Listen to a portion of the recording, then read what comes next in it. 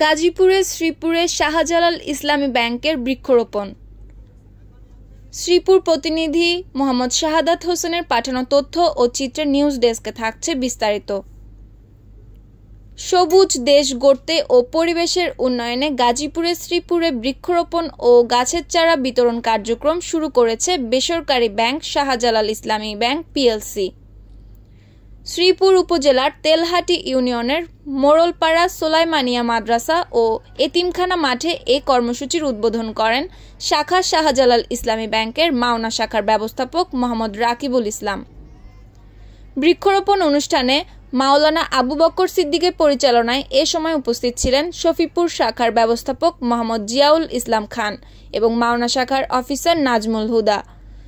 ব্যবস্থাপক মোহাম্মদ রাকিবুল ইসলাম জানান, আমাদের গাজীপুর জোনের মাওনা, জয়দেবপুর, শফিপুর শাখা এ তিনটি শাখার উদ্যোগে মোট 1000-এরও বেশি ফলজ, বনজ ও ঔষধি গাছের চারা শিক্ষার্থীদের মাঝে বিতরণ করা হচ্ছে। অনুষ্ঠানে অন্তত 250 জন শিক্ষার্থীর হাতে গাছের চারা তুলে দেওয়া হয়েছে।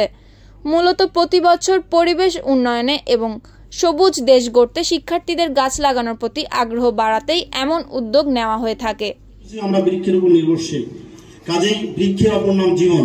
আমরা যতগুলো স্টুডেন্ট আছি এখানে প্রত্যেকে যদি বাসায় একটা করে গাছ লাগায়, সেটা হতে পারে ফলজ, বনজ, যাই হোক, তাহলে পরিবেশের ভারসাম্য রক্ষা পাবে।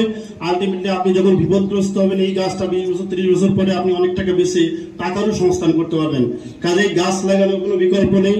পরিবেশকে সুস্থ রাখার জন্য আমাদের এটা একটা স্বল্পমাত্রা উদ্যোগ, সামান্য উদ্যোগ, আপনাদেরকে ইন্সপায়ার করা, যাতে আপনারা এই ধারাটাকে অব্যাহত রাখেন এবং প্রত্যেকে এবছর 1000 চারা বিভিন্ন শিক্ষা প্রতিষ্ঠানে উপহার হিসেবে তুলে দিবেন বলে জানান প্রধান অতিথি মোহাম্মদ রাকিবুল ইসলাম। নিউজ ডেস্ক, সুপ্তি রায়, ভোরের আকাশ।